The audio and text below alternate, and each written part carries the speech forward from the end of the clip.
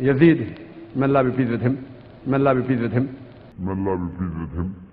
Yazid, may Allah be pleased with him, that he was ferocious and he was a villain, etc.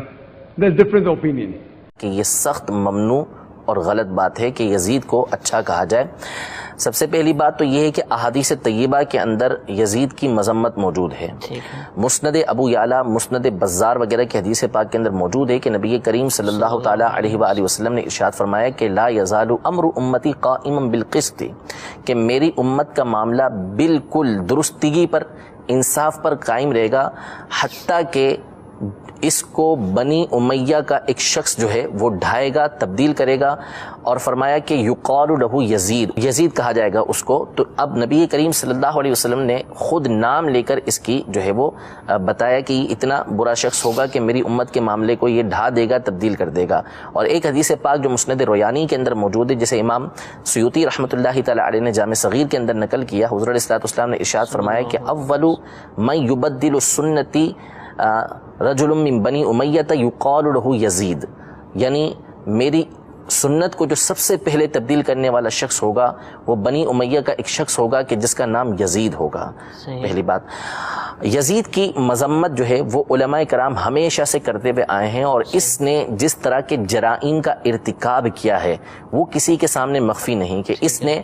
شہزادہ رسول سیدنا امام حسین رضی اللہ تعالی عنہ کو جس بے دردی کے ساتھ شہید کروایا، اور جو خاندان اہل بیت تھا اس کے ساتھ جس طرح کے اس نے معاملات کیے کہ ان پاک بیبیوں کو جس طرح قیدی بنا کر، ان کے گھر والوں کو قیدی بنا کر اس کے دربار میں لایا گیا اور جس طرح سے گھمایا گیا، یہ تاریخ کی کتابوں کے اندر واضح الفاظ کے اندر موجود ہے کہ اس نے کس طرح اہل بیت کے ساتھ سلوک کیا. پھر اس کے بعد اس نے مدینہ منورہ پر لشکر بھیج کر حملہ کروایا، اور مدینہ منورہ میں اس نے سینکڑوں صحابہ کرام اور ہزاروں تابعین کو شہید کروایا. مسجد نبوی میں 3 دن تک نماز نہیں ہوئی. مسجد نبوی کے اندر اس نے گھوڑے بندوائے، ریاض الجنہ جس میں لوگ نماز ادا کرنے کے لیے تڑپتے ہیں وہاں پر گھوڑے بندھے ہوئے تھے. اس طرح کا اس نے کام کیا. کعبہ معظمہ مکہ مکرمہ میں اس نے لشکر بھیجا اور کعبہ معظمہ کے اوپر سنگ باری کی گئی، پتھر پھینکے گئے، جس کی وجہ سے کعبہ معظمہ کا غلاف جلا، اور اوپر جو مینڈھے کے سینگ موجود تھے وہ بھی جل گئے. مینڈھے کے سینگ یعنی وہ مینڈھا کے جو حضرت اسماعیل علیہ الصلوۃ والسلام کے فدیے کے طور پہ نازل ہوا تھا وہ کعبہ شریف کے اوپر رکھے ہوئے تھے، وہ بھی جل گئے. اس طرح کے اور بہت سارے جرائم، جس میں شراب کو عام کرنا، اور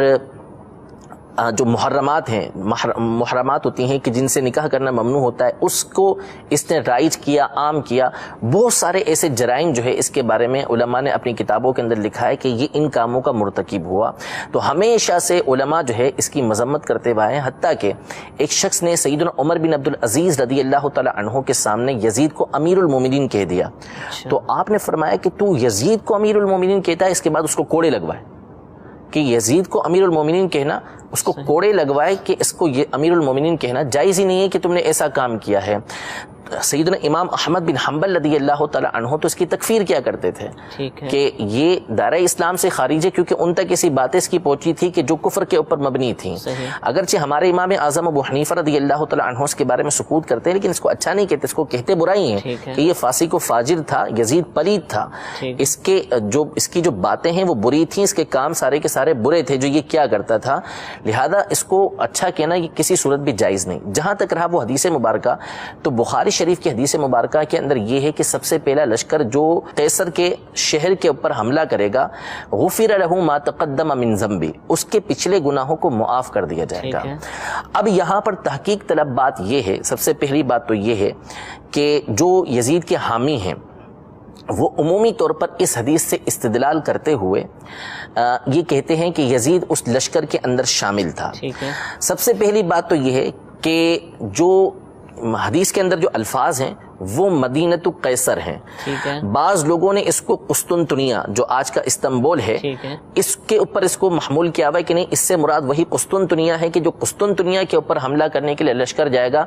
اس کی جو پچھلے گناہوں کی مغفرت ہے اس کے بارے میں نبی کریم صلی اللہ علیہ وسلم نے فرمایا ہے، پہلی بات تو یہ ہے کہ یہاں پہ قسطنطنیہ کا تو تذکرہ ہی نہیں ہے، ٹھیک ہے، اس میں مطلقاً مدینۃ قیصر کے الفاظ ہیں، قیصر کا شہر۔ اب وہ چاہے کوئی شہر ہو، تو سب سے پہلے جو حملہ ہوا تو وہ تو خود نبی کریم صلی اللہ تعالی علیہ وسلم کے زمانے میں ہوا۔ جنگ موتا جو ہے وہ سن 8 ہجری کے اندر ہوئی،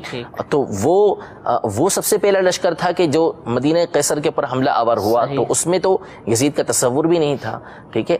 علی سبیل التسلیم چلے مان لیا کہ یہ اس سے مراد قسطنطنیہ یعنی آج کا استنبول مراد ہے کہ یہی شہر تھا، تو بھی علماء نے اس بات کی تحقیق کی۔ البدایہ والنہایہ کے اندر ابن کثیر نے اس بات کو لکھا، اور مفتی شریف الکمجدی صاحب رحمۃ اللہ تعالی علیہ نے بڑی تفصیل کے ساتھ اس بات کو ان کی کتاب ہے، ان کے رسائل ہیں، رسائل و مقالات شارح بخاری، اس کی پہلی جلد کے دوسرے حصے میں آپ نے ایک پورا مقالہ اس موضوع پر لکھا ہوا ہے، اور اس میں آپ نے کتابوں کے ذریعے اور اسی بات کو اعلیٰ حضرت امام اہل سنت نے اپنے ایک حاشیہ جو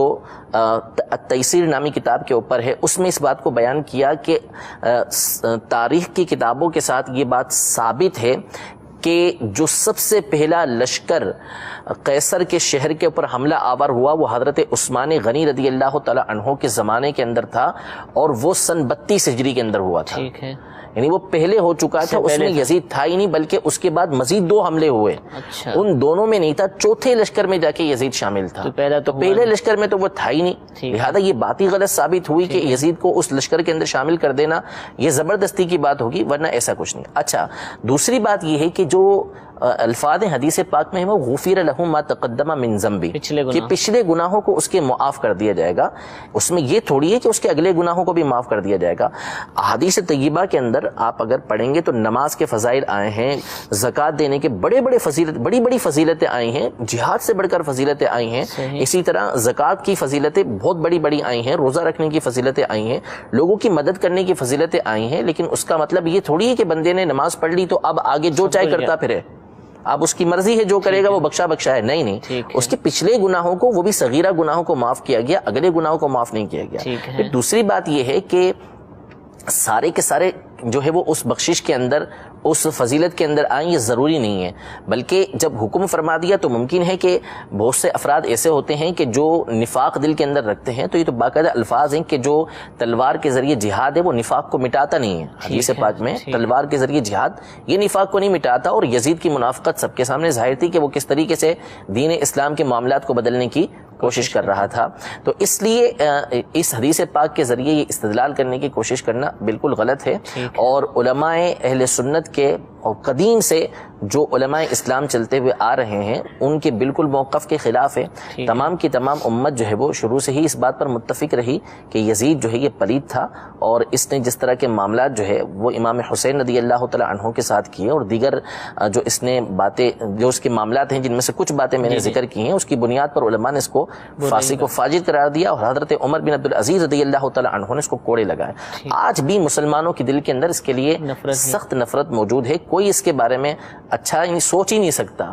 یعنی ہم امام حسین رضی اللہ تعالی عنہ سے محبت کرنے والے ہیں، ہم دعا کرتے ہیں کہ اللہ تبارک و تعالی دونوں جہاں میں ہمیں ان کا غلام بنا کر رکھے، اور یہ دعا جو ہے وہ ہم برسر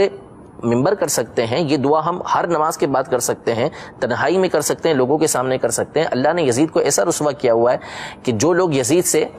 اس طرح کی یزید کے بارے میں باتیں کرتے ہیں تو کیا ان کے اندر یہ جرأت موجود ہے کہ وہ اس طرح کی دعا کر کے دیکھ لیں کہ اللہ تبارک و تعالیٰ کل بروز قیامت یزید کے ساتھ ان کا حشر کر دے؟ تو یہ خامہ خواہ کیا اسلام کے اندر رکھنا ڈالنے کی کوشش کرنا ہے، ورنہ یزید کا جو معاملہ ہے اس کے بارے میں یہ خود جو ہے اس بارے میں تذبذب کے شکار ہیں، ورنہ ان کو چاہیے کہ دعا کریں کہ جس طرح اہل سنت دعا کرتے ہیں کہ اللہ تبارک و تعالیٰ ان کو امام حسین کے غلاموں میں اٹھائے، تو یہ کہہ دیں کہ اللہ تبارک و تعالیٰ قیامت کے دن کا یزید کے ساتھ حشر کرے۔ کوئی نہیں کہے گا اس طریقے سے، اس لیے نہیں کہے گا کہ سب جانتے ہیں کہ یزید کی جو خرابیاں ہیں، وہ برائیاں ہیں، وہ ظاہر و باہر ہیں۔ تو بہرحال اس حدیث پاک سے اولاً تو یزید اس لشکر میں شامل نہیں، کیونکہ اس سے پہلے ہی جو ہے وہ 3 لشکر جا چکے تھے حملے کے لیے، اور اگر شامل ہو بھی تو اس سے پچھلے گناہوں کی معافی ہے، اگلے گناہوں کی معافی یہ نہیں۔